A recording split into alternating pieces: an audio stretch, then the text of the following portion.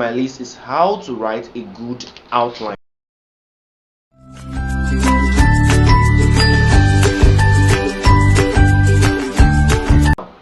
From the first one, outline, I have my notepad here so I can subsequently check on my notepad. Do you get? So please grab your jotter because it's about to get pricey. All right, how to write a good outline step by step. The first point on my list is start with your story premise. The premise is a 1 to 3 sentence summary of what happens in your story. Now, before you can be able to write a full story, you have to first of all sit back, jot out or map out the settings, the conflicts, the central conflict of your story, or the central theme of your story. If your story is about love, what's the trope in your story? Is it contract marriage, or maybe runaway mates, or whatever? Just create a draft. Do you get me? And your premise should be those 1 to 3 sentence summary of what happens in the entire story. Remember, we're talking about outlines. The next thing again you should do, which is point number 2, flesh out your characters. Once you have a story premise, start thinking about the characters in your story. What will they look like? What are their names? What will you give them? Who will be the female lead and who will be the male lead? Who will be the protagonist? Who will be the antagonist? Who will be the villain? And what will be their drive? Because every human has a drive. The same thing should go with your characters. Don't treat them like every normal human being or whatever your hobby. Just name your characters from the bottom of your heart. So you need to be intentional when you're naming your characters. Do you get me? Now you need to make sure that you flesh out these characters. Start thinking about the characters in your story. What are their needs? What are their motivations? How do they dress? Do they have a unique way of dressing? What are their backstories? Do they have backstories? Will they be having backstories in your story that will be unveiled as the story progresses? What will they respond to? What will be the challenge they will experience in your story? What will be the central conflict? All these things should be mapped out in your outline. Another thing again is build scenes around your character. Build scenes around your character. Tell us what the temperature is like, the color of the sky or the walls, the time of the day, irrespective of where it happens. Now, I know you might be confused, but I'm going to give you a 4 approach to writing a story outline. The first one on my list is the plot-based approach. We have the plot-based approach. Number 2, we have the scene-based approach. Number 3, we have the theme-based approach, and that's the last.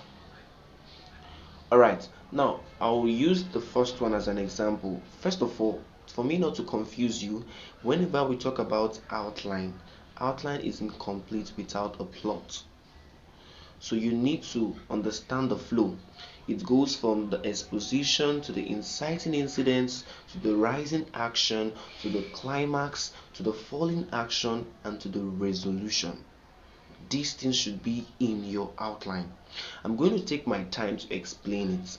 Now, this is what I mean by exposition, inciting incident, rising action, climax, falling action, and resolution. Now, for the first one, exposition. Example, I'm going to give you an illustration to explain this. Exposition is the beginning of your story. Just simply put it that way. It is the beginning of your story. How your story started. What happened? Who is the male lead? Who is the female lead? Who is the protagonist? Who is the antagonist? Do you get me? So that's just what your exposition is. So in your outline, when you write, go to your Google Docs and write story outline. The first thing that should follow is your exposition. What will happen in the beginning? Tell your editors that will be reviewing your first 5 keywords what will happen in the beginning of your story. That is your exposition. The next one is your inciting incidents. Now I'm going to give an example of this using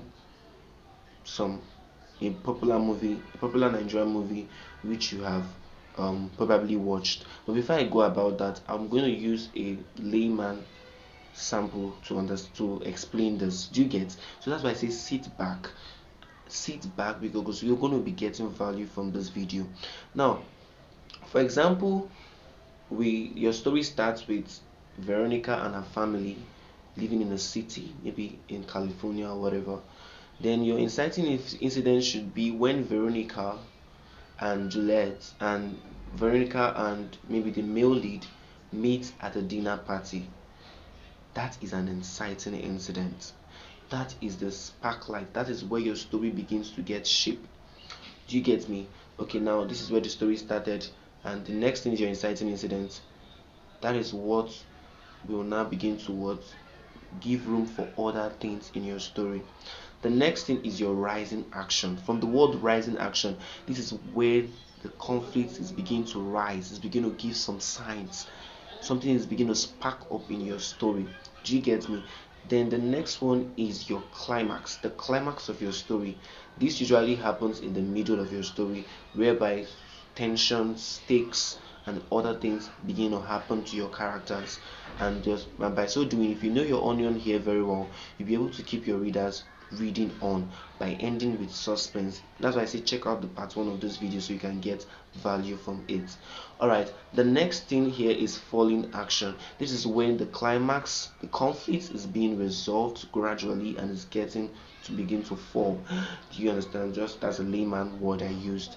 Then the next thing is your resolution. This is the conclusion of how your story is going to pan out.